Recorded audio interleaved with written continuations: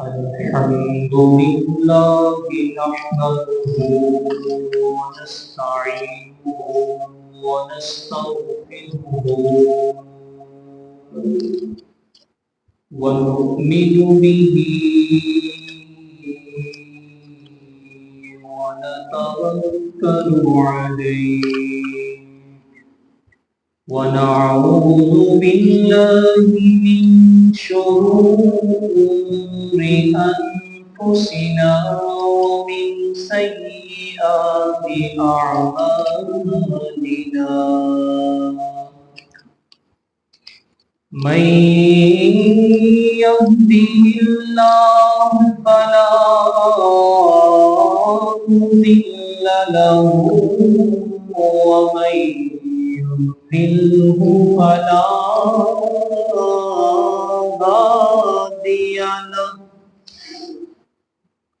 ونشهد أن لا إله إلا الله ونشهد أن سيدنا وسندنا وحبيبنا وحبيب قلوبنا وأعلانا وملجأنا ومأوانا محمدا عبده ورسوله أما بعد فأعوذ بالله من الشيطان الرجيم بسم الله الرحمن الرحيم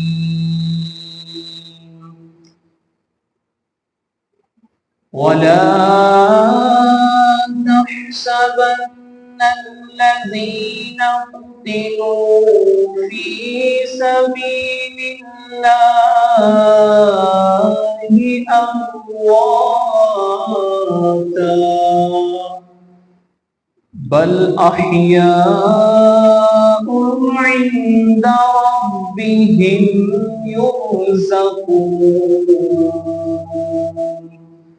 آمنت بالله صدق الله العظيم وصدق رسوله النبي الكريم الأمين رؤوف رحيم ونحن على ذلك لمن الشاهدين والشاكرين والحمد لله رب العالمين إن الله وملائكته يصلون على النبي يا أيها الذين آمنوا صلوا عليه وسلموا تسليما مل کے باواز بلند پڑھیے الصلاة والسلام عليك يا سيدي يا رسول الله وعلى آلك وأصحابك يا سيدي يا حبيب الله الصلاة والسلام عليك يا سيدي يا رسول الله وعلى آلك وأصحابك يا سيدي يا خاتم النبيين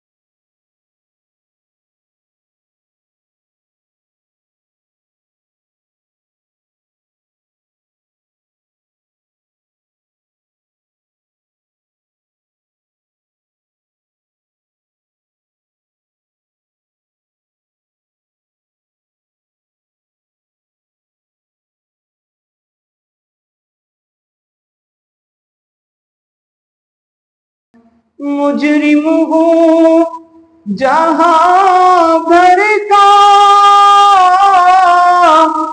محشر میں بھرم رکھنا،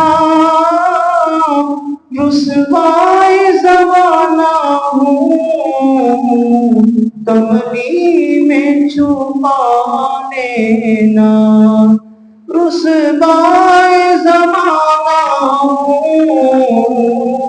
دامن میں چھپا لینا، منظور دعا میری مقبول ذرا کرنا، جب وقت نظر آئے آقا دیدار عطا کرنا، جب وقت نظر آئے آقا دیدار عطا کرنا۔ اللہ رب العزت کی حمد و ثنا کے بعد لبھوہا بلوہا درود السلام آمینہ کے لال پیکر حسن و جمال صاحب شرف و کمال سید المرسلین خاتم النبیین رحمت للعالمین جناب احمد مجتبی حضرت محمد مصطفیٰ، مل کے پڑھو صلی اللہ علیہ وسلم کی بارگاہ اقدس میں ہدیہ درود و سلام کا نذرانہ عقیدت پیش کرنے کے بعد آپ سامعین کے سامنے جو آیا مبارکہ تلاوت کرنے کا شرف حاصل کیا، اللہ کی ذات نے اس آیت کے اندر شہداء کی فضیلت کو بیان کیا ہے کہ اے انسانوں وَلَا تَحْسَبَنَّ الَّذِينَ قُتِلُوا فِي سَبِيلِ اللَّهِ أَمْوَاتًا، کہ اللہ کی راہ میں قتل ہونے والوں کو، اللہ کی راہ میں مرنے والوں کو مردہ مت کہو، بل احیاء، بلکہ وہ زندہ ہیں، عند ربہم، اور اپنے رب کے پاس سے یرزقون، وہ رزق بھی حاصل کر رہے ہیں۔ کہ جو اللہ کی راہ میں لڑتے لڑتے شہید ہو جاتا ہے، مر جاتا ہے، میرا رب فرما رہا ہے ان کو مردہ مت کہو، بل احیاء عند ربہم یرزقون، وہ زندہ ہیں۔ اور ایک آیت میں ہے وَلَٰكِن لَا تَشْعُرُونَ، تم ان کی زندگی کا شعور ہی نہیں رکھتے کہ ان کی زندگی کیسی ہوتی ہے۔ حضرت عزیز وقار، مسلمان کا جو مقصد حقیقی ہے کہ اس دنیا کے اندر رہنے کا، آنے کا، وہ جو مقصد ہے وہ صرف اللہ کو راضی کرنے کا ہے، اللہ کی رضا حاصل کرنے کا ہے۔ جس کو اللہ کی رضا حاصل ہو جائے اس کا دارین میں بیڑا پار ہو جاتا ہے۔ اللہ کی رضا حاصل کرنے کے ذرائع بہت سارے ہیں، اور ان ذرائع میں سے سب سے اعلیٰ ذریعہ جو ان سا ہے وہ شہادت کا ذریعہ ہے، کہ انسان اللہ کی راہ میں اپنی جان کو، اپنے نفس کو، اپنی مال کو، اپنی اولاد کو قربان کر کے اللہ کی رضا حاصل کر سکتا ہے۔ اصطلاح فقہ کے اندر شہید اس بندے کو کہتے ہیں، اس مسلمان کو کہتے ہیں جس کے پاس عقل بھی ہو اور وہ طاہر بھی ہو، جس کے پاس عقل بھی ہو اور وہ طاہر بھی ہو، اور وہ بندہ بطور ظلم کسی آلائے مجروح سے، آلائے جارحہ سے قتل کیا گیا ہو، یعنی کہ ایسا آلہ جس کے ذریعے کسی انسان کا عضو کٹ سکتا ہو، ایسا آلہ جس کے قتل کرنے سے کسی انسان پر قصاص واجب ہو سکتا ہو، ایسے آلے کو آلائے جارحہ کہتے ہیں، اس سے قتل کیا گیا ہو تو اس بندے کو کیا کہتے ہیں؟ ہم شہید کہا جاتا ہے۔ اور شہید کے حوالے سے کہ میرے محبوب علیہ السلام نے اس کی بہت ساری فضیلتیں بیان فرمائی ہیں، تو یہاں پر ایک سوال کرتا چلوں کہ جو بندہ اللہ کے راستے میں شہید ہوتا ہے اس کو شہید کہا کیوں جاتا ہے؟ اس کو کیوں شہید کہا جاتا ہے؟ اس کے لیے جنت کی گواہی، جنت کی شہادت دی گئی ہے، اس لیے اس کو شہید کہا گیا ہے۔ ان کی روحیں جنت میں شاہد رہتی ہیں، اس لیے ان کو شہید کہا گیا ہے، کیونکہ انسان جو سا ہوتا ہے جو مرنے کے بعد انسان ڈائریکٹ جنت میں نہیں جاتا، لیکن شہید کا مرتبہ یہ ہے کہ جیسے ہی اس کی شہادت ہوتی ہے، جیسے ہی اس کی موت ہوتی ہے، اللہ ان کی روحوں کو جنت میں بھیج دیتا ہے۔ اور شہید کو شہید اس لیے کہا جاتا ہے کہ اس کے لیے جنت کی شہادت جون سی ہے، جنت کی گواہی جون سی ہے، اللہ اور اس کے فرشتے دیتے ہیں۔ شہید کو شہید اس لیے کہا جاتا ہے کہ اس کی روح کے نکلنے کے وقت اس کا اجر اور اس کا مقام جون سا ہوتا ہے اس کو جنت میں دکھا دیا جاتا ہے۔ اور میرے محبوب علیہ السلام نے فرمایا کہ کل قیامت کے دن جب حساب اور کتاب کے لیے لوگ انسان جو ہیں وہ لائنوں کے اندر کھڑے ہوں گے، تو انسان دیکھیں گے کہ ایک جانب سے ایک گروہ بھاگتا ہوا آتا ہے، ان کے گردنوں کے اندر تلواریں لگی ہوئی ہیں، اور ان تلواریں جہاں لگی ہیں وہاں سے خون نکل رہا ہے، جہاں سے خون نکل رہا ہے وہ جو لوگ تھے وہ شہید تھے، اور ان سے وہ لوگ جو سے اب کرتے کیا ہیں، ان انسانوں کے پاس سے گزر کر چلے جاتے ہیں اور جا کر جنت کے دروازوں پر چڑھ دوڑتے ہیں، جنت کے دروازوں پر چڑھ جاتے ہیں۔ ان سے پوچھا جاتا ہے یہ کون سے لوگ ہیں، یہ کون سے لوگ ہیں جو جنت کے دروازوں پر چڑھ دوڑے ہیں، جنت کے اندر چلے گئے ہیں، ان سے کسی قسم کا حساب و کتاب نہیں کیا گیا، کسی قسم کی پوچھ گچھ ان سے نہیں ہوئی۔ کہا جائے گا کہ یہ وہ لوگ ہیں جنہوں نے اللہ کی رضا کو حاصل کرنے کے لیے دنیا میں اپنی جانوں کو قربان کر دیا تھا، دنیا کے اندر اپنی جانوں کو جنہوں نے اللہ کی رضا حاصل کرنے کے لیے قربان کر دیا تھا، یہ وہ لوگ ہیں۔ حضرت ذی وقار شہداء کے حوالے سے، شہداء کی بہت سی فضیلت ہے، بہت ہی فضیلت احادیث مبارکہ میں آئی ہے، اور ایک آیت مبارکہ آپ کے سامنے تلاوت بھی کی ہے کہ جو لوگ اللہ کے راستے میں اپنی جانوں کو قربان کر دیتے ہیں، میرا رب فرما رہا ہے انہیں مردہ مت کہو، انہیں مردہ مت کہو، وہ بلکہ زندہ ہیں اور اپنے رب کے پاس سے وہ رزق حاصل کرتے ہیں۔ حضرات یہاں پر چھوٹی سی بات کرتا چلوں، ایک عقیدے کے حوالے سے اپنے عقیدے کی وضاحت دیتا چلوں کہ ہمارا عقیدہ کتنا ستھرا عقیدہ ہے۔ ارے جن کو شہادت کا مرتبہ یہ ہو، جن کا کہ مرنے کے بعد بھی وہ زندہ رہتے ہیں، بلکہ اللہ کے حضور وہ رزق بھی حاصل کرتے رہتے ہیں، پھر بتاؤ نا مجھے اس نبی کا مقام کیا ہوگا جس کے صدقے ہمیں یہ شہادت کا رتبہ ملا ہے، جس کے بدلے یہ شہادت کا مقام حاصل ہوا ہے، اس نبی کا اپنا علم کیا ہوگا، اس نبی کا اپنا مقام کیا ہوگا۔ میں ان لوگوں سے کہنا چاہتا ہوں ذرا ہوش کے ناخن لیں جو کہتے ہیں کہ محبوب علیہ السلام مر کے مٹی میں مل چکے ہیں، نعوذ باللہ۔ کیسے وہ لوگ اپنی زبان سے یہ الفاظ نکال دیتے ہیں۔ میرے محبوب علیہ السلام کے امتی جو اللہ کی راہ میں شہید ہوگا، اس کا مقام یہ ہے کہ وہ کل قیامت، بلکہ کل قیامت تو دور کی بات ہے، قبر کے اندر زندہ ہے۔ میرا رب فرما رہا ہے کہ انہیں مردہ مت کہنا، بلکہ وہ اپنے رب کے حضور سے رزق بھی حاصل کر رہا ہے۔ خالی وہ زندہ ہی نہیں ہے، وہ رزق بھی حاصل کر رہا ہے اپنے رب کی بارگاہ سے۔ حضرت ذی وقار غزوہ احد میں جو اصحاب شہید ہوئے تھے میرے محبوب علیہ السلام کے، کیونکہ آج 17 شوال المکرم ہے، تو اسی حوالے سے غزوہ احد کے جو شہداء ہیں ان کا تذکرہ کیا جائے گا کہ ان کا ذکر مبارک، ان کا ذکر خیر کرنا ہمارے لیے سعادت کی بات ہے۔ میرے محبوب علیہ السلام کا یہ معمول تھا، غزوہ احد کے بعد آپ ہر سال اسی دن جس دن غزوہ احد ہوا تھا، آپ غزوہ احد کے جو شہداء ہیں ان کے مزارات پر جاتے تھے اور ان کے لیے دعائیں کیا کرتے تھے، ان کے لیے دعائیں مانگا کرتے تھے۔ یہ میرے محبوب کا ایک شعار ہے، ایک طریقہ ہے۔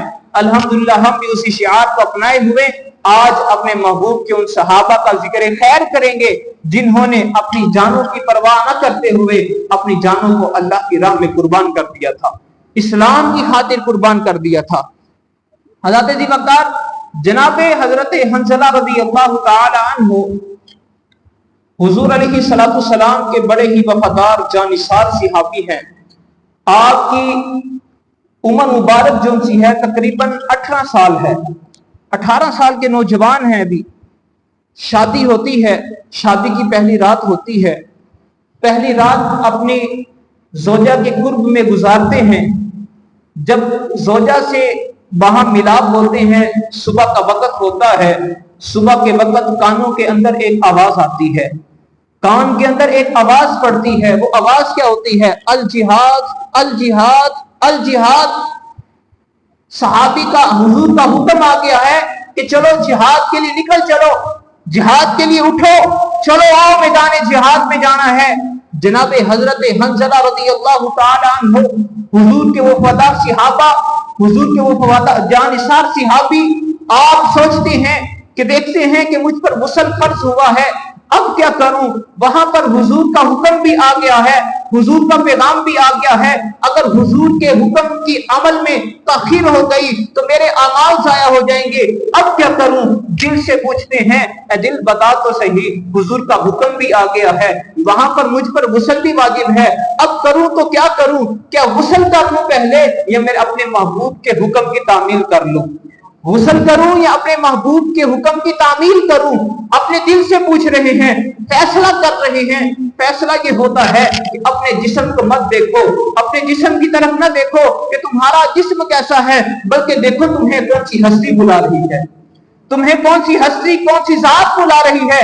جناب حنظلہ رضی اللہ تعالی عنہ آپ اٹھتے ہیں اور ویسے ہی جیسے ہی جس طرح جس حالت میں ہوتے ہیں اسی حالت میں نکل پڑتے ہیں، اپنے محبوب کے در پر پہنچ جاتے ہیں. میدان احد کا جو لشکر ہوتا ہے اس میں شامل ہو جاتے ہیں. جناب حنظلہ رضی اللہ تعالی عنہ حضور کے حکم کی تعمیل کے لیے نکل پڑتے ہیں، اور آقا کریم علیہ السلام کے وہ صحابی اتنی جانثاری سے، اتنی وفاداری سے لڑتے ہیں کہ لڑتے لڑتے آپ اللہ کی راہ میں شہادت دے دیتے ہیں، اپنی جان کو قربان کر دیتے ہیں. جناب حنظلہ رضی اللہ تعالی عنہ آپ شہید ہو جاتے ہیں. میرے محبوب علیہ السلام اپنے صحابہ کو، جب میدان احد، جنگ احد ختم ہو جاتی ہے، صحابہ کو حکم دیتے ہیں، اے میرے صحابہ جاؤ، جا کر جتنے شہداء ہیں، جتنے شہید ہو چکے ہیں صحابی، ان سب کی لاشوں کو اکٹھی کر کے لے آؤ. تقریباً 76 کے لگ بھگ شہداء صحابہ جو ہیں وہ شہید ہوتے ہیں. جناب حضرت حنظلہ رضی اللہ تعالی عنہ کی لاشیں کو نہیں ڈھونڈ پاتے، سارے صحابہ جاتے ہیں، جتنی لاشیں موجود ہوتی ہیں سب کو لے کر آ جاتے ہیں. میرے محبوب پوچھتے ہیں کہ حنظلہ کدھر ہے؟ حنظلہ کا جسم دستے خاکی نظر نہیں آ رہا. جناب حضور کے غلام فرماتے ہیں، آقا یا رسول اللہ، حنظلہ کو ہم نے کہیں بھی نہیں پایا. آقا کریم علیہ السلام جناب علی المرتضیٰ کو بھیجتے ہیں، علی المرتضیٰ جا کے تلاش کرتے ہیں، علی المرتضیٰ کو بھی نہیں ملتے. حضور علیہ السلام نظر اٹھاتے ہیں، نظر اٹھا کر کیا دیکھتے ہیں کہ اللہ کی ذات کے جو مقرر فرشتے ہیں وہ جناب حنظلہ کو اٹھا کر حوض کوثر پر لے جاتے ہیں، حوض کوثر پر لے گئے ہیں. جناب حنظلہ رضی اللہ تعالی عنہ کو حوض کوثر پر غسل دیا جا رہا ہے. میرے محبوب علیہ السلام کی ذات مبارکہ آپ اپنے صحابہ کو فرماتے ہیں، اے میرے حنظلہ کو زمین پر تلاش کرنے والوں، اے میرے حنظلہ کو زمین پر ڈھونڈنے والوں، اور ذرا صبر کرو، میرے حنظلہ کو حوض کوثر سے غسل دیا جا رہا ہے، میرے حنظلہ کو حوض کوثر سے غسل دیا جا رہا ہے. میرے محبوب علیہ السلام کے وہ غلام، وہ صحابی، آقا کریم علیہ السلام ان کی نشاندہی کرتے ہیں کہ حنظلہ فلاں پتھر کے پیچھے، فلاں ٹیلے کے پیچھے پڑے ہیں، جاؤ ان کو لے کر آؤ. حضور کے صحابہ جاتے ہیں، جا کر اٹھاتے ہیں تو دیکھتے ہیں کہ ان کے بالوں کے اندر سے پانی کے موتی کے قطرے جو سے ہیں وہ موتیوں کی طرح ٹپک رہے ہوتے ہیں. حضور حضرت ذی وقار حضور علیہ السلام کے اس جانثار صحابہ کا عمل تو دیکھیے، کیوں یہ آپ کو یہ شان، یہ مرتبہ، یہ مقام ملا ہے. آپ گھر سے بے غسلے نکل آتے ہیں کہ آپ پر غسل واجب ہوتا ہے، غسل نہیں کرتے کہ محبوب کا حکم آ گیا ہے، محبوب کے حکم کی تعمیل میں نکل پڑتے ہیں. اس کا اجر یہ ملتا ہے کہ اللہ کی ذات جو سی ہے اپنے پاس سے حوض کوثر سے ان کو غسل دیتی ہے. حضرت ذی وقار حضور علیہ السلام کے صحابہ کی جانثاری کی بات کریں تو بہت ساری اعلیٰ مثالیں ملتی ہیں، مگر جناب حمزہ رضی اللہ تعالی عنہ کی شہادت کا جو واقعہ ہے، جتنا دردناک، جتنا المناک وہ واقعہ ہے، اس سے زیادہ حضور علیہ السلام کسی پر غمزدہ نہیں ہوئے. جناب حمزہ رضی اللہ تعالی عنہ یہ حضور علیہ السلام کے چچا جان ہیں. बहुत ही अजीज चचा हैं, बहुत ही प्यार करते हैं हुजूर इनसे। और इनके ईमान लाने का वाकया बड़ा अजीब है, बड़ा कमाल का है कि आपका मशवरा होता था इस्लाम लाने से कबल कि आप सैर और शिकार किया करते थे, सैर और तफरी किया करते थे, यानी कि जमीन के अंदर चलते फिरते थे, कभी कहीं जा रहे हैं, कभी कहीं जा रहे हैं, और आप शिकार के लिए अक्सर जाया करते।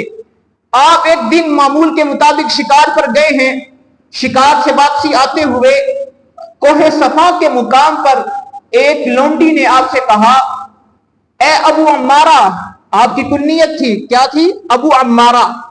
ए अबू अम्मारा, तू लेट हो चुका है, कुछ देर पहले आता, देखता तू कि तेरे भतीजे मोहम्मद के साथ अबू जहल ने कैसा सलूक किया है। अबू जहल ने तेरे भतीजे मोहम्मद को बहुत सताया है, बहुत तकलीफें दी हैं, बहुत तंग किया है। आपके इस्लाम के साथ अभी कोई ताल्लुक नहीं है, वो आपकी गैरत हमीयत जाग पड़ती है। आप सीधा जाते हैं काबे के अंदर, और काबे के अंदर जाकर अबू जहल के सर पर अपनी कमान देकर मारते हैं और कहते हैं, खबीस तो मेरे भतीजे मोहम्मद को गालियां निकालता है, तेरी ये जुर्रत कैसे हुई है? और सुन ले सारे, जितने भी बैठे हैं यहाँ पर, सारे सुन लो। जनाब हमजा रज़ी अल्लाह तआला अन्हु, आप वहां पर मक्का के काबे के अंदर मौजूद जितने कुफ्फार थे उन सबको मुखातिब करके कह रहे हैं, भाई सारे सुन लो, इस बात को याद रख लो, ज़हनों में बैठा लो, मैं गवाही देता हूं कि मोहम्मद अल्लाह के सच्चे रसूल हैं। आपका ये ईमान लाने का वाकया बड़ा ही कमाल का, बड़ा ही अजीब था। आप इतनी बात कहकर घर चले जाते हैं, घर जाते हैं तो रात आपकी सारी जो है वो परेशानी के अंदर गुजरती है। आप इज़्तिराब की हालत में होते हैं कि कश्मकश में होते हैं, करूं तो करूं क्या, जाऊं तो जाऊं कहां। दिल जो सा होता है, शैतान उसके अंदर वसवसे डाल रहा होता है। वसवसे क्या डालता है? शैतान कहता है कि तू तो मक्का का सरदार था, मक्का के कुफार जो सरदारान थे तो उनके अंदर तुम्हारा शुमार होता था, तू इतना बड़ा सरदार होकर अपनी सारी सरदारी को छोड़ देगा और मोहम्मद की गुलामी को इख्तियार कर लेगा। शैतान अब ये वसवसे डाल रहा है उनके दिल में कि सरदारी को छोड़कर गुलामी इख्तियार करने चल पड़ा है, तेरे पास अकल तो है, तू करने क्या निकला है? सुबह होती है, कुछ भी नहीं सोचते, सीधा हुजूर की बारगाह में पहुंच जाते हैं। हुजूर की बारगाह में पहुंच गए तो आका करीम अलैहिस्सलाम की जब बारगाह में पहुंचे तो हुजूर को अपने दिल की कैफियत बताई। आका सारी रात ये आलम रहा है, ये कैफियत रही है, ये इज़्तिराब की, ये परेशानी की हालत रही है, समझ नहीं आ रहा करूं तो करूं क्या, जाऊं तो जाऊं कहां। इस्लाम लेकर आ रहा, दिल करता है कि आप पर ईमान ले आऊं। मेरे महबूब अलैहिस्सलाम ने अपनी मीठी जुबान से जब वो मीठे अल्फाज अदा किए तो वो दिल के अंदर ऐसे जागुजी हुए कि सारी परेशानियां दूर हो गई और मेरे महबूब अलैहिस्सलाम के हाथ पर बैठ करके दामन इस्लाम में दाखिल हो गए। जनाब अमीर हमजा रज़ी अल्लाह तआला अन्हु, ये आपका ईमान लाने का वाकया था। अल्लाह अकबर। आपने फिर जिस तरह हुजूर अलैहिस्सलाम की जानिसारी, आपने जिस तरह हुजूर अलैहिस्सलाम के फरमान पर अमल किया है, उसकी मिसाल कहीं नहीं मिलती। जनाब अमीर हमजा रज़ी अल्लाह तआला अन्हु जब जनाब उमर फारूक रज़ी अल्लाह तआला अन्हु ईमान लेकर आए थे ना, उससे कबल का वाकया, अपनी बहन के घर जाते हैं, बहन के घर से आते हैं तो नंगी तलवार हाथ में पकड़ी होती है, हुजूर के दरे दौलत पर आते हैं। जनाबे अमीर हमजा रज़ी अल्लाह तआला अन्हु को बताया जाता है, ए हमजा उमर आ रहा है, हाथ में नंगी तलवार है। तो जनाबे अमीर हमजा कहते हैं, आने दो, अगर अच्छी नीयत से आया है तो फिर फाबिहा, अगर कोई और नीयत लेकर आया है तो इसकी तलवार से इसकी गर्दन उड़ा दूंगा मैं। तो मेरे हज़रत ज़ीवकार मेरे उमर फारूक रज़ी अल्लाह तआला अन्हु जब हुजूर की बारगाह में तो आके आप इस्लाम कबूल कर लिया, तो हज़रत हमजा रज़ी अल्लाह तआला अन्हु और जनाब उमर फारूक रज़ी अल्लाह तआला अन्हु की मायत में हुजूर अलैहिस्सलाम ने उस मुकाम से अरकम बिन अबी अरकम रज़ी अल्लाह तआला अन्हु के घर से 2 सफ़े बनाकर निकले थे और मक्का के अंदर आकर आपने नमाज अदा फरमाई थी। वो किनकी बरकत से हुई? जनाब अमीर हमजा रज़ी अल्लाह तआला अन्हु की बरकत से और जनाब उमर फारूक की बरकत से हुई थी। हज़रात, अमीर हमजा रज़ी अल्लाह तआला अन्हु आप ग़ज़वा ओहद के अंदर निकलते हैं, मैदान जिहाद के लिए निकलते हैं। आपको जिसने शहीद किया वो हुजूर का गुलाम जो बाद में ईमान ले आया, जनाब वहश रज़ी अल्लाह तआला अन्हु थे। आका करीम अलैहिस्सलाम ने जब मक्का को फतह किया, मक्का फतह करने के बाद मेरे महबूब अलैहिस्सलाम ने عام माफी का ऐलान कर दिया, तो हुजूर के जो सहाबा थे उन्होंने सबको यानी कि सबको माफ कर दिया, क्योंकि हुजूर ने ऐलान कर दिया था। जनाब वहशी रज़ी अल्लाह ताला अन्हु आप मक्का से निकलकर ताइफ चले जाते हैं, ताइफ जाते हैं, वहां से कोई बताता है ए जाओ मोहम्मद की बारगाह में, आज उन्होंने आम मुआफी का ऐलान कर दिया है, जो भी उनके पास आएगा मेरे महबूब उनको मुआफ फरमा देंगे, मोहम्मद उसको मुआफ कर देगा। तो हज़रत अबू बकर जनाब वहशी रज़ी अल्लाह ताला अन्हु मुंह पर कपड़ा डाले हुए हुजूर की बारगाह में आ जाते हैं। आका करीम अलैहिस्सलाम के बारगाह में आकर कहते हैं या रसूल अल्लाह मुझे भी कलमा पढ़ाइए। मेरे महबूब अलैहिस्सलाम ने पूछा तू वहशी है? कहा या रसूल अल्लाह जी मैं वहशी हूँ। आका करीम अलैहिस्सलाम ने कलमा पढ़ाया। कलमा पढ़ाने के बाद कहा ए मुझे बता तो सही तूने मेरे चचा को किस तरह शहीद किया था, जनाब अमीर हमजा रज़ी अल्लाह ताला अन्हु को किस तरह शहीद किया था। हुजूर अलैहिस्सलाम के उस हुजूर अलैहिस्सलाम के चचा जान का वो वाकया सुनाने लगे हैं। इमाम बुखारी रहमतुल्लाहि ताला अलैह, अबू दाऊद तयालिसी रहमतुल्लाहि ताला अलैह, इब्न इसहाक ने इस तरह ये वाकया नकल किया है। आप लिखते हैं कि जनाब वहशी रज़ी अल्लाह ताला अन्हु हुजूर के सामने बैठ जाते हैं। आका करीम अलैहिस्सलाम के बारगाह में बैठकर आपको बताते हैं या रसूल अल्लाह आका मुझे मेरे मालिक ने कहा था कि तुझे अगर तू आजाद होना चाहता है एक शर्त पर तुझे आजाद कर दूंगा, अगर तू मेरे चचा का बदला लेगा, हुजूर के चचा को कत्ल करके, हमजा को कत्ल करके मेरे चचा के बदले को चुकाएगा तो मैं तुम्हें आजाद कर दूंगा। हज़रत वहशी कहते हैं आका या रसूल अल्लाह मैं इस ताक में निकल पड़ता हूँ, मैदान ओहद के अंदर पहुंच जाता हूँ, जनाब हमजा रज़ी अल्लाह ताला अन्हु को देखता हूँ। जनाब अमीर हमजा रज़ी अल्लाह ताला अन्हु एक खाकस्तरी ऊंट की तरह आप दंदनाते फिर रहे हैं। जहां से गुजरते हैं सफों के पुश्तों के पुश्ते लगाए जाते हैं, हर तरफ कुफ्फार को नेस्त नबूद करते जाते हैं, कुफ्फार को खाको खून में मिलाते जाते हैं। जनाब अमीर हमजा रज़ी अल्लाह ताला अन्हु जिस तरफ का रुख कर लेते हैं कुफ्फार की सफेद बिखर जाती हैं। मेरे महबूब अलैहिस्सलाम के वो गुलाम कहते हैं कि मैंने किसी से पूछा ये जिस तरफ रुख करते हैं सफों की पुश्तों के पुश्ते लगाए जाते हैं, बताओ तो सही ये कौन है? कहा जाता है कि ये हुजूर के चचा जनाब अमीर हमजा की जात है, ये जनाब अमीर हमजा की जात है। हुजूर अलैहिस्सलाम के वो गुलाम जनाब वहशी रज़ी अल्लाह ताला अन्हु बताते हैं, कहते हैं आका या रसूल अल्लाह मैं देख रहा हूँ कि हज़रत हमजा रज़ी अल्लाह ताला अन्हु एक कुफ्फार से लड़ते लड़ते आपने उसका वासले जहन्नम किया है, तो इसी दौरान आपका सामना एक सिबा नामी मुशरिक से हो जाता है।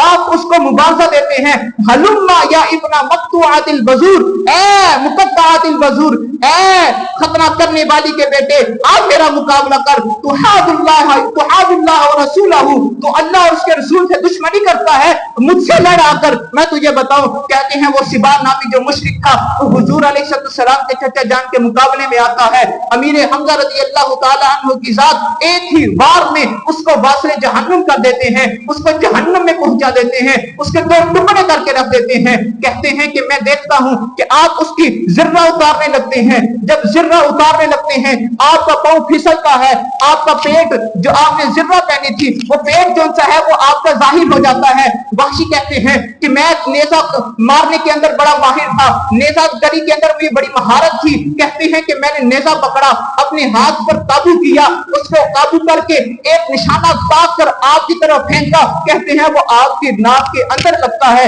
और दूसरी तरफ से बाहर निकल आता है। जनाब अमीर हमजा रज़ी अल्लाह ताला अन्हु की जाते गिरामी आप नीचे गिर पड़ते हैं। जनाब अमीर हमजा रज़ी अल्लाह ताला अन्हु ने देखा कि मैंने जब वार किया है तो आप शेर की तरह दोबारा उठते हैं, लेकिन जख्म इतना गहरा लग चुका होता है कि आपके अंदर ताकत खत्म हो जाती है, आप उठ नहीं सकते। जनाब अमीर हमजा रज़ी अल्लाह ताला अन्हु कहते हैं वहशी कि मैंने वहां पर ही अमीर हमजा को छोड़ दिया और वापस आ गया। कहते हैं मैदान ओहद जब लड़ाई खत्म हुई मैंने जाकर अपना नेजा निकाला और हिंदा ने जो बाद में इस्लाम लेकर आई थी, जो अबू सुफियान रज़ी अल्लाह ताला अन्हु की बहन या जोजा थी, उन्होंने क्या किया? उन्होंने जनाब अमीर हमजा रज़ी अल्लाह ताला अन्हु का पेट चाक किया, उसके अंदर से दिल निकाल लिया, जिगर निकाल लिया और जनाब अमीर हमजा रज़ी अल्लाह ताला अन्हु के कानों को काट दिया गया, आपके नाक को काट दिया गया, आपकी आंखों को निकाल दिया गया। इस तरह उसने इतना जुल्म हुआ जनाब अमीर हमजा रज़ी अल्लाह ताला अन्हु की साथ पर। मेरे महबूब अलैहिस्सलाम جب اپنے صحابہ کو حکم دیا نا کہ لاشوں کو اکٹھی کر کے لاؤ، تو جناب حمزہ رضی اللہ تعالیٰ عنہ کی لاش کو جناب علی رضی اللہ تعالیٰ عنہ نے کہا آقا یا رسول اللہ اس ٹیلے کے پیچھے جناب حمزہ کی لاش پڑی ہے۔ تو میرے محبوب علیہ السلام جب جاتے ہیں دیکھتے ہیں میرے چچا جان خون میں لت پت پڑے ہوئے ہیں، پیٹ چاک ہوا ہے، آنکھیں نکال دی گئی ہیں، ناک کاٹ دیا گیا ہے، آپ کی کان جو سے وہ کاٹ دیے گئے ہیں۔ میرے محبوب علیہ السلام کی مازات کے قاتل والی آنکھوں سے آنسو بہ نکلتے ہیں۔ اسی اسنا میں حضرت صفیہ رضی اللہ تعالیٰ عنہ جو حضور کی پھوپھی جان ہے، جناب حمزہ کی سگی بہن ہیں، اور جناب حضرت زبیر بن عوام رضی اللہ تعالیٰ عنہ کی والدہ ہیں، وہ آتی ہیں تو حضور علیہ السلام حضرت زبیر کو حکم دیتے ہیں زبیر جاؤ جا کر اپنی ماں سے کہو کہ رک جائیں، آگے نہ آئیں، آپ اپنے بھائی کی لاشیں کو دیکھ کر صبر نہیں کر سکے گی۔ جناب حضرت زبیر رضی اللہ تعالیٰ عنہ دوڑتے جاتے ہیں، جا کر اپنی امی سے کہتے ہیں اماں جی رک جائیں، حضور کا حکم آ گیا ہے، آگے نہ جائیں، میرے محبوب فرما رہے ہیں کہ آپ سے دیکھا نہیں جائے گا۔ میرے محبوب علیہ السلام کی پھوپھی جان نے کہا اے بیٹے سائڈ پر ہو جا، ہٹ جا، آپ نے مکہ مار کر کہا ہٹ جا، میں جانتی ہوں میرے بھائی کا مسئلہ کیا گیا ہے، میرے بھائی کے ناک کان آنکھیں نکال دی گئی ہیں، کاٹ دیے گئے ہیں یہ عذاب۔ تو میرے محبوب علیہ السلام کی بارگاہ میں جب یہ پیغام ملا کہ جناب صفیہ رضی اللہ تعالیٰ عنہ آنا چاہتی ہیں، میرے محبوب نے کہا انہیں آنے دو، انہیں دیکھنے دو۔ میرے محبوب علیہ السلام کی جب بارگاہ میں جناب صفیہ رضی اللہ تعالیٰ عنہ پہنچی تو آپ نے اپنے بھائی کی لاشیں کو دیکھ کر انا للہ پڑھا۔ تو جیسے ہی انا للہ پڑھا تو حضور علیہ السلام آپ کے صبر کی کیفیت کو دیکھ کر حیران رہ گئے کہ آپ کی آنکھوں سے ایک بھی آنسو نہیں نکلا۔ تو میرے محبوب کو یہ اندیشہ لاحق ہوا کہ کہیں یہ نہ ہو کہ غم کی وجہ سے ان کا دل پھٹ پڑے۔ تو میرے محبوب نے صفیہ کے سینے پر ہاتھ رکھا، جیسے ہی ہاتھ رکھا تو میرے محبوب علیہ السلام کی پھوپھی جان کی آنکھوں سے آنسوں کی لڑیاں بہہ نکلی۔ حضور علیہ السلام کی پھوپھی جان کو رو پڑی کہ یا رسول اللہ میرے بھائی کے ساتھ یہ کیا گیا ہے۔ تو جناب صفیہ رضی اللہ تعالیٰ عنہا آپ گھر سے جب نکلی تو آپ نے 2 چادریں لے کر آئی تھی کفن دینے کے لیے۔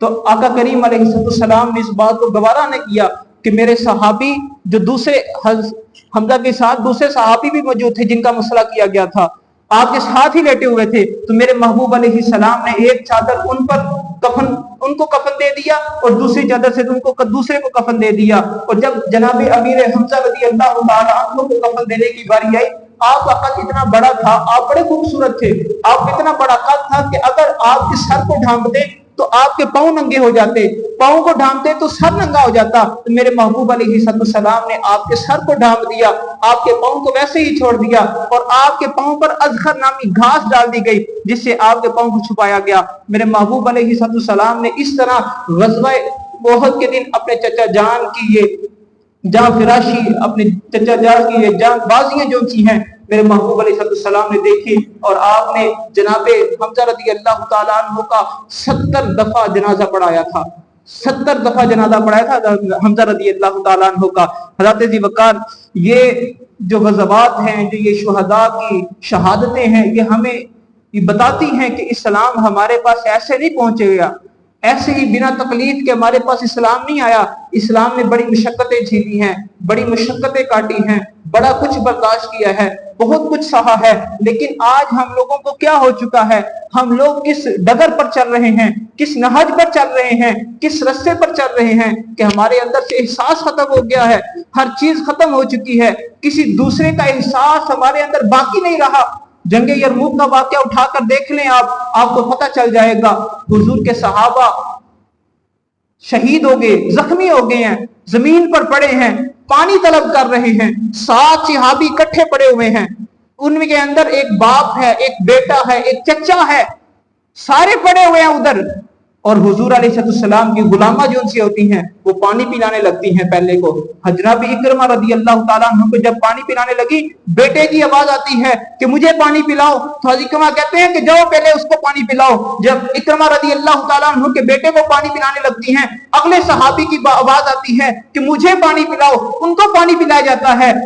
پانی پلانے کی باری جب ان کو آتی ہے، ان کے پاس جب جاتی ہے، چوتھے کی آواز آ جاتی ہے، पहले वाला भी नहीं पीता, दूसरे सहाबी भी नहीं पीते, तीसरे सहाबी भी नहीं पीते। क्यों कहते हैं कि पहले उनके हलक पे पानी उतर जाए, पहले उनको पानी मिल जाए। यार हुजूर के सहाबा, इस्लाम ने तो इतना एहसास सिखाया है कि मरते वक्त भी अपने पानी को जो अपने हलक से नीचे उतारने लगे थे, कहा पहले उनको दे दें, पहले अगलों को दे दें, मेरे दूसरे भाइयों को दे दें। आज हमें क्या हो चुका है, अगर कोई रास्ते में एक्सीडेंट हो जाता है, हम मदद करने की बजाय अपना मोबाइल निकालकर वीडियोस बनाने लग जाते हैं, तस्वीर बनाने लग जाते हैं। यार इस्लाम ने हमें यह नहीं बताया, इस्लाम ने हमें हर वक्त हर मोड़ पर इस बात का दर्श दिया है, जब भी कोई ऐसी बात हो, जब भी ऐसा कोई हादसा पेश आ जाए, सबसे पहले आप लोग अपने लिए, अपने भाइयों के लिए मदद का कोई रास्ता निकाले, उनकी मदद करें। हम क्या देखते हैं कि कहीं अगर आग लगी हुई है, हम पानी डालने की बजाय वहां वीडियो बनाना शुरू कर देते हैं। अगर रास्ते में किसी का मोटरसाइकिल का, कार का एक्सीडेंट हो गया है, मदद करने की बजाय हम मोबाइल निकालकर वीडियो बनाने लग जाते हैं। इस्लाम हमें यह नहीं बताता, इस्लाम हमें यह बताता है कि जब अगर किसी पर मुसीबत आए, किसी पर परेशानी है, तो बढ़ चढ़कर उसका साथ दो, बढ़ चढ़कर उसकी मुसीबत के अंदर उसके साथ शामिल हो, उसका हल निकालो, उसकी परेशानी को दूर करो। इस्लाम हमें यह दर्श देता है। आज हम किस जगह पर चल रहे हैं? हज़रत जी वक़ार, इस्लाम जो सा है, बड़ी कुर्बानियां देने के बाद आज हमारे पास ये सही सलामत पहुंचा है। अगर हुजूर के सहाबा ने उस वक्त जाने कुर्बान ना की होती तो याद रखें इस्लाम हमें आज इस तरह ना मिलता। मगर आज हमने इस्लाम को पसे पुष्ट डाल दिया है। आज हम इस्लाम की कुर्बानियां भूल चुके हैं, सहाबा की कुर्बानियां भूल चुके हैं। आज उम्मत मुस्लिमा पिस रही है, उम्मत मुस्लिमा को काटा जा रहा है। मगर है कोई माई का लाल ऐसा कि जिसके पास इतनी जुर्रत हो कि वो आवाज बुलंद कर सके? जिनके पास ये ताकत मौजूद है वो तो भीगी बिल्ली बने हुए बैठे हैं। आज हम लोग सिर्फ ये कर सकते हैं, उनका बाइकाट कर रहे हैं, कभी सोशल मीडिया पर आवाज उठा रहे हैं, कभी अपने इलाके में आवाज उठा रहे हैं। मगर जिनका काम हुकूमती लेवल पर है वो इस टाइम भीगी बिल्ली बने हुए बैठे हैं। हजरात, हमें इस होश के नाखुन लेने चाहिए इस बात पर कि हमने जिन लोगों को आगे पहुंचाया है वो लोग कौन से हैं, वो इस्लाम के साथ मोहब्बत करने वाले हैं या नहीं, इस्लाम को चाहने वाले हैं या नहीं।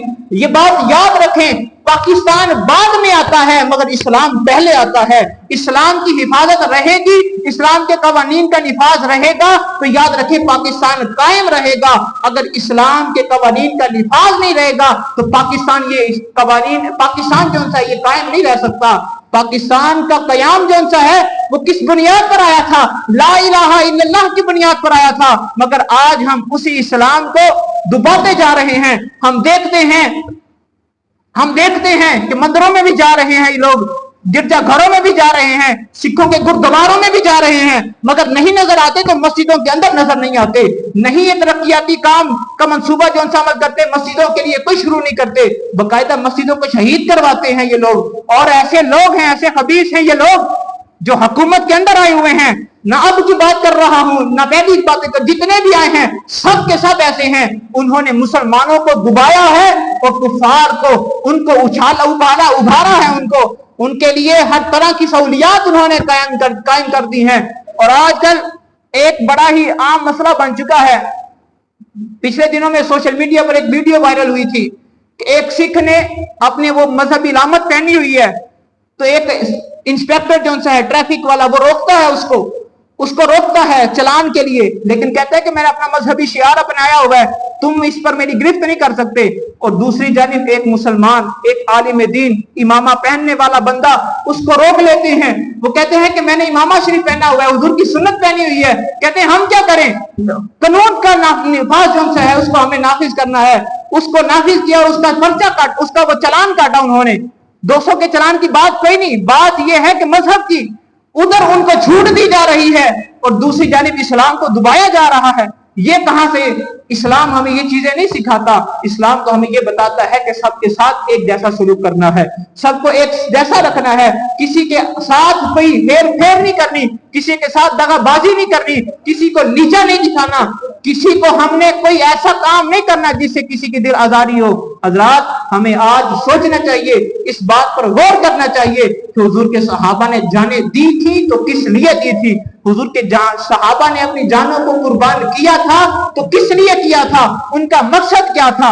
حضرات حضور کے صحابہ کی وہ جانوں کو قربان کرنا ہمارے لیے بہت بڑی تعلیم ہے، ہمارے لیے ایک عملی نمونہ ہے، اگر ہم اس سے کچھ نہ کچھ سبق حاصل کرنا چاہیں۔ حضرات حضور کے ہر صحابی اللہ کے رستے پر، حضور کے رستے پر جان قربان کرتے ہوئے یہی کہا کرتے تھے، کروں تیرے نام پہ جان فدا، بس کروں تیرے نام پہ جان فدا، نہ بس ایک جان دو جہاں فدا، دو جہاں سے بھی نہیں جی بھرا، کروں کیا کروڑوں جہاں نہیں۔ اللہ رب العزت کی بارگاہ میں دعا ہے کہ اللہ کی ذات آپ سب کو اور ہمیں سب کو سلامت رکھے، آمین۔ وآخر دعوانا ان الحمد للہ رب العالمین۔